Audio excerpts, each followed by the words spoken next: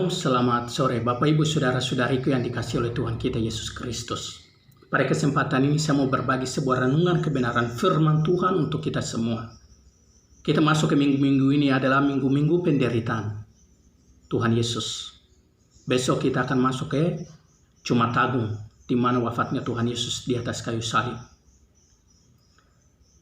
Dan pada kesempatan ini saya membawa sebuah renungan, kiranya renungan ini akan memberkati kita semua. Sebelum saya memulai dengan perenungan kebenaran firman Tuhan di saat sore hari ini, saya mau bertanya kepada Bapak Ibu Saudara. Saya memberikan sebuah pernyataan yang berbentuk pertanyaan. Seandainya Bapak Ibu Saudara melakukan sebuah kesalahan yang fatal dan diketahui oleh orang-orang hukum dan hukum negara Indonesia mengeluarkan sebuah hukum untuk harus menghukum Bapak Ibu Saudara, hukuman mati. Dan hukuman mati itu seandainya hari ini ditentukan bahwa besok Bapak Ibu Saudara akan dihukum, akan ditembak mati jam sekian-sekian. Bapak Ibu Saudara ketahui hari ini bahwa besok kalian ditembak pada jam 9.00, harus ditembak mati. Bagaimana perasaan Bapak Ibu ketika mendengarkan waktunya kematian Anda sudah dekat? Bagaimana perasaan Bapak Ibu? Saya percaya bahwa pasti takut, pasti gelisah, pasti sedih, pasti bingung, pasti menangis memeluk istri, anak, dan harus menangisi mereka di waktu-waktu terakhir. Karena sudah 1 hari, berapa jam, hitung jam, sedikit lagi Bapak Ibu Saudara akan ditembak mati. Pasti gelisah, pasti takut untuk menghadapi kematian besok. Mungkin ada pesan-pesan terakhir yang Bapak Ibu Saudara mau sampaikan kepada keluarga Anda yang masih hidup. Karena kalian tahu waktu kalian akan ditembak mati. Bapak Ibu Saudara, peristiwa yang demikian terjadi dengan Tuhan Yesus. Tuhan Yesus adalah Allah 100%, tetapi juga dia adalah manusia 100%. Secara kealahannya, secara keilahiannya, dia mengetahui bahwa dia akan dihukum, dia akan disalibkan, dia akan mengalami yang namanya penderitaan. Tetapi di sisi kemanusiaannya, dia juga punya daging seperti kita, sehingga dia mengalami yang namanya gelisah, takut, gentar. Dia merasa ketakutan untuk menghadapi itu secara kemanusiaannya. Sebelum kita melanjutkan ini, kita melihat peristiwa yang terjadi dengan Tuhan Yesus di Taman Getsemani. Mari kita membuka di dalam Injil Matius pasal 26 ayat 36 sampai dengan 46. Bapak Ibu Saudara bisa melihat firman Alkitab, kalian masing-masing saya akan membacakan untuk kita semua.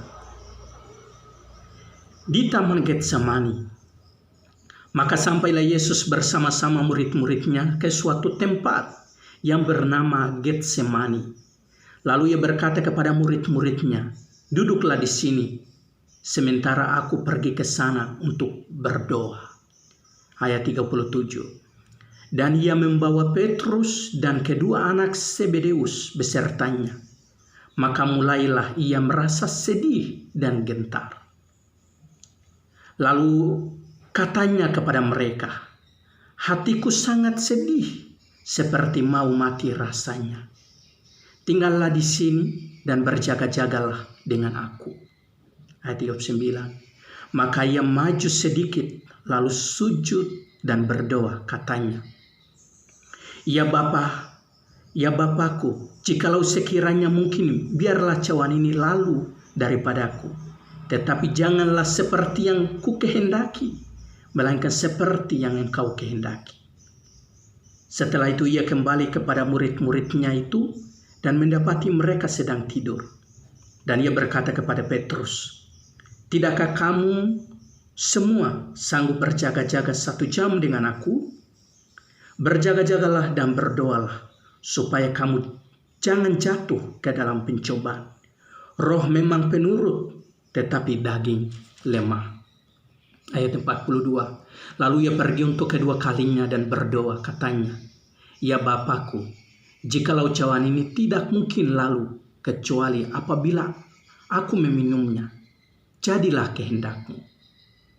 Dan ketika ia kembali pula, ia mendapati mereka sedang tidur, sebab mata mereka sudah berat.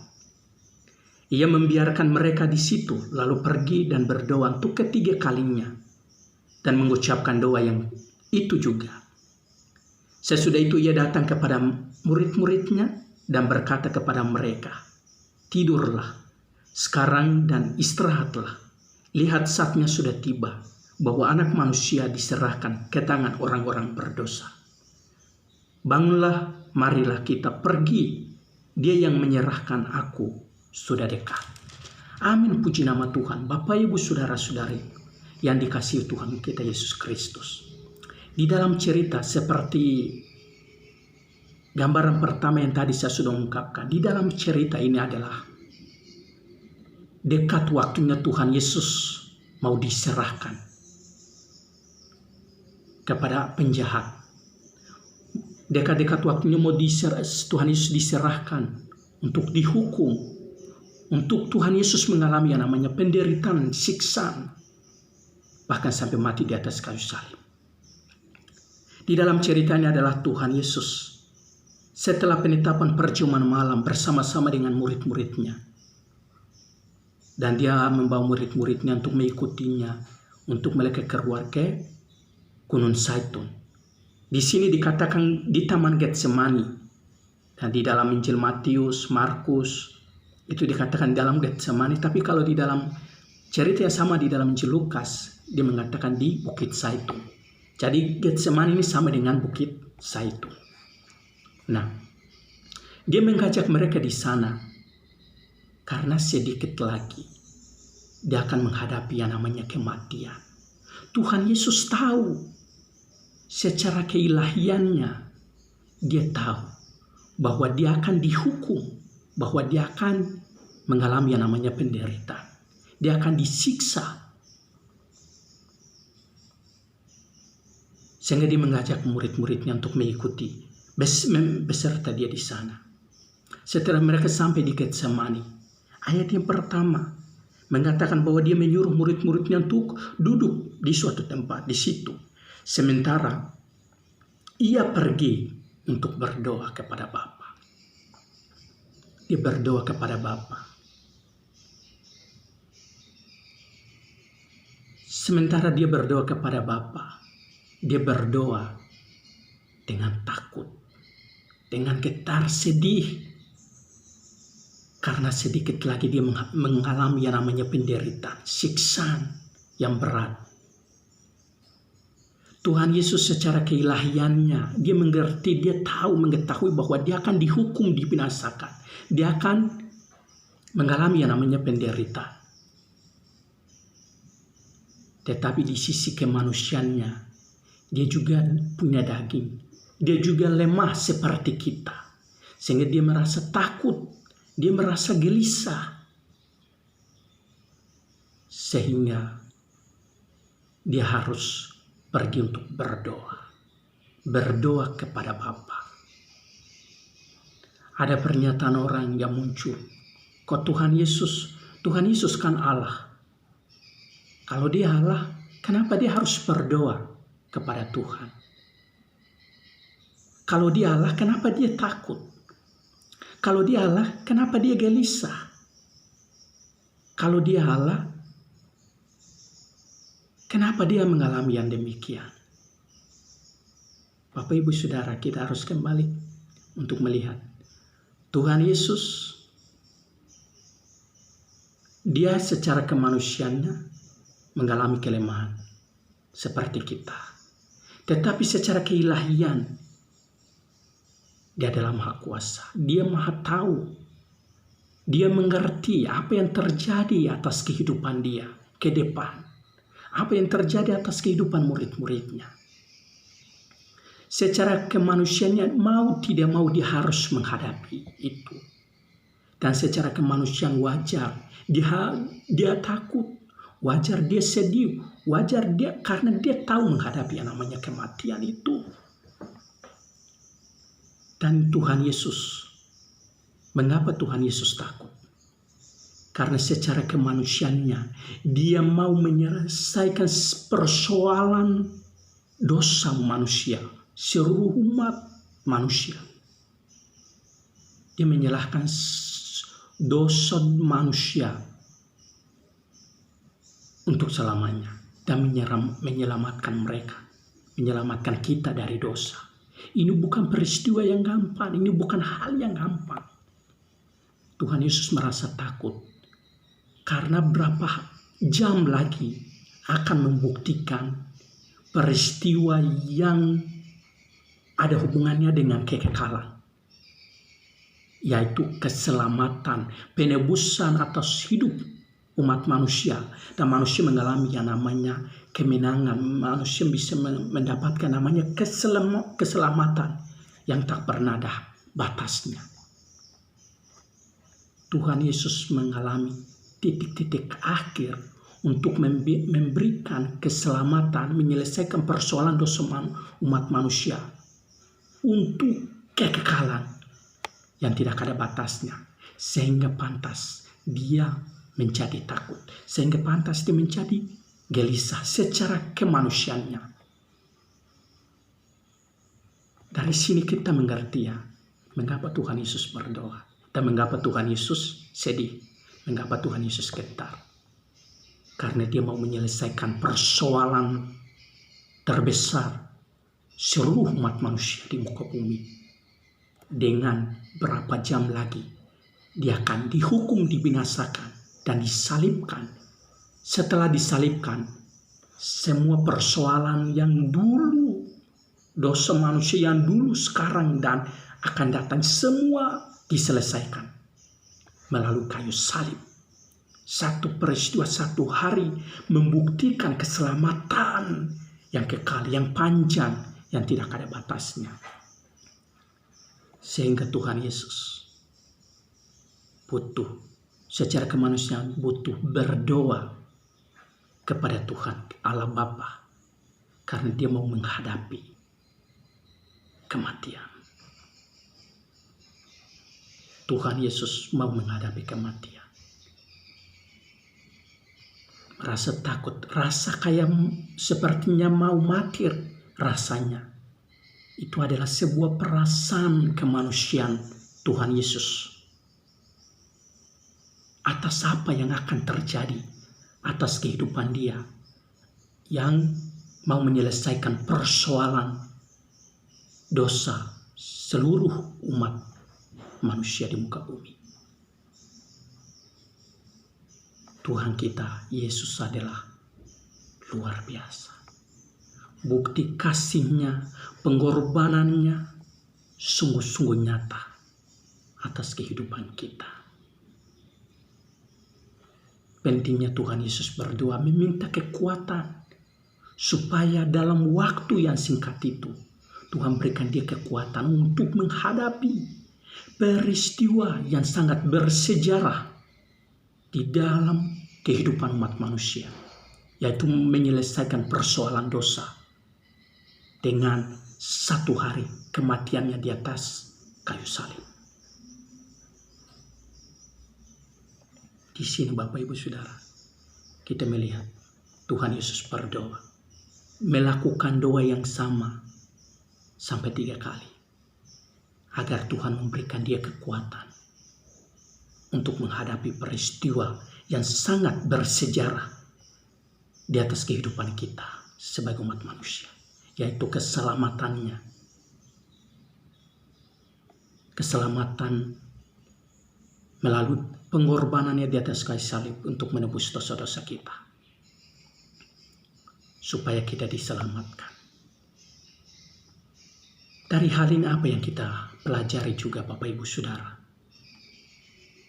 Di sini tema yang saya angkat adalah doa adalah kekuatan untuk menghadapi tantangan kehidupan. Itu refleksi untuk kita. Judulnya adalah doa adalah kekuatan untuk menghadapi tantangan kehidupan. Tidak secara langsung, Yesus secara kemanusiaannya, dia mau mengajarkan kepada kita tentang pentingnya berdoa. Pentingnya dekatkan hubungan dengan Allah Bapa. Bapak Ibu Saudara, kita ada di dalam dunia ini. Hidup di atas tantangan, persoalan, masalah. Bahkan sampai membawa kehidupan dalam kematian atau penderitaan bagaimanapun. Tuhan Yesus mengajarkan kepada kita pentingnya berdoa. Pentingnya berdoa kepada Tuhan. Kalau Bapak Ibu Saudara ada di dalam berbagai persoalan, masalah, tantangan, apapun yang sampai seberat apapun, berdoa kepada Tuhan. Minta kehendak Tuhanlah yang terjadi atas kehidupan kita. Bukanlah ketika kita ada di dalam berbagai persoalan, masalah, tekanan hidup. Bukanlah kita terus gelisah, kita harus takut, kita harus panik, dan kita harus bingung. Mau bagaimana caranya untuk penyelesaian? Tuhan Yesus sudah menunjukkan teladan kepada kita. Kita harus berdoa kepada Tuhan. Bangun hubungan komunikasi yang aktif kepada Tuhan. Karena dengan kita berdoa, menyerahkan segala sesuatu, persoalan, masalah, tantangan kehidupan kita kepada Tuhan. Dan meminta kehendak Tuhan lah yang terjadi atas kehidupan kita. Bukan kemauan kita, bukan kehendak kita yang kita mau inginkan terjadi. Tapi kita izinkan, biarkan kehendak Tuhan, kemauan Tuhan lah yang terjadi atas kehidupan kita dalam segala sesuatu. Jadi, Bapak Ibu Saudara, ketika ada di dalam berbagai persoalan masalah, tidak ada jalan lain untuk untuk Bapak Ibu Saudara lewati. Hanya melalui satu jalan, yaitu berdoa kepada Tuhan. Minta petunjuk Tuhan, minta kehendak Tuhan. Nah, izinkan Dia yang bekerja, menguatkan, memampukan Bapak Ibu Saudara untuk melewati setiap persoalan, masalah, tantangan kehidupan yang menerpa kehidupan Anda. Tuhan Yesus berdoa, dan Tuhan mampukan dia untuk melewati peristiwa yang sangat bersejarah di atas kehidupan umat manusia, yaitu kehendak Tuhan terjadi atas hidupnya, dan dia mati di atas kayu salib, menembus dosa Bapak Ibu Saudara dengan saya, sampai kita hidup hari ini. Biarkan kita membangun hubungan komunikasi yang aktif dengan Tuhan. Karena di dalam ayat yang tadi mengatakan bahwa karena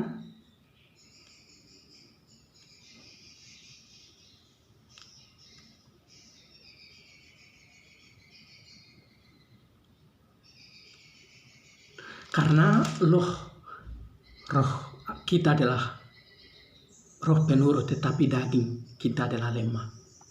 Jadi itu daging kita adalah berbicara mengenai kita secara manusiawi, perasaan manusiawi pasti mengalami yang namanya kelemahan, kekhawatiran, ketakutan. Tetapi sangat penting bagi kita untuk membangun sebuah hubungan spiritualitas kita dengan Tuhan. Itu harus sangat kuat. Doa adalah kekuatan untuk menghadapi segala persoalan, masalah, tantangan yang terjadi atas kehidupan kita. Doa dan merenungkan firman Tuhan adalah dua hal yang tidak bisa dipisahkan. Kita berdoa adalah kita berkomunikasi dengan Tuhan. Dan kita merenungkan firman Tuhan adalah sama dengan Tuhan berbicara kepada kita. Jadi merenungkan kebenaran firman Tuhan dan doa adalah satu paket, komunikasi dua arah.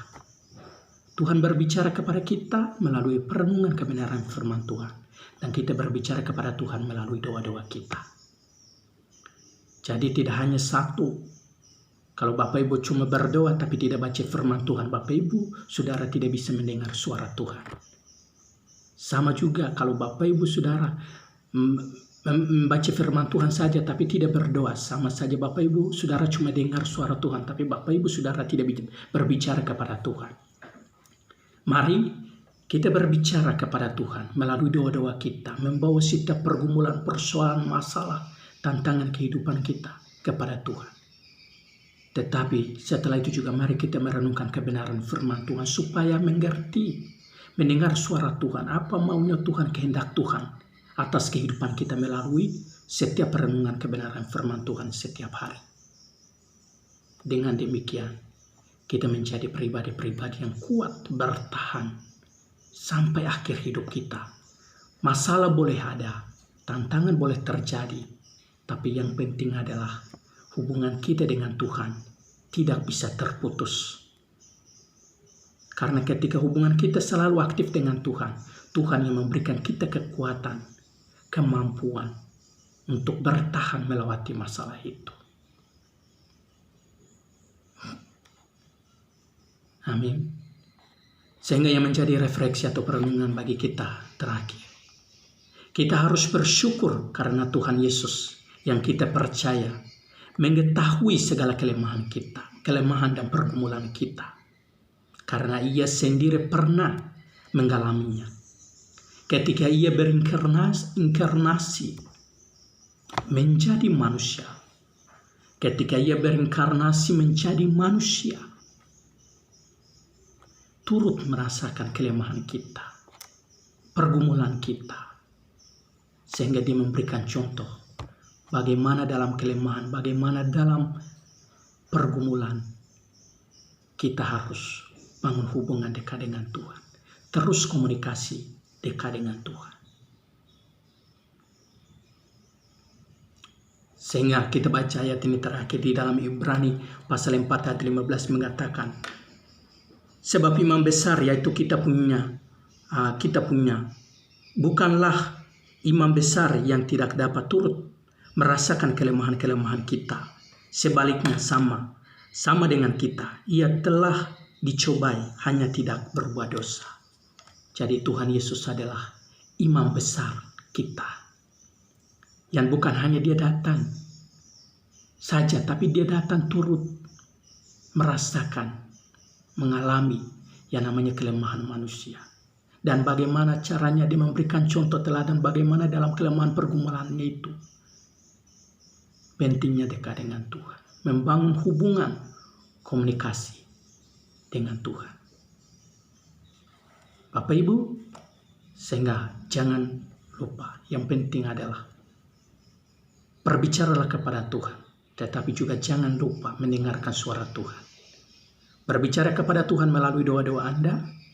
Dalam membawa pergumulan, masalah, tantangan, kehidupan apapun kepada Tuhan.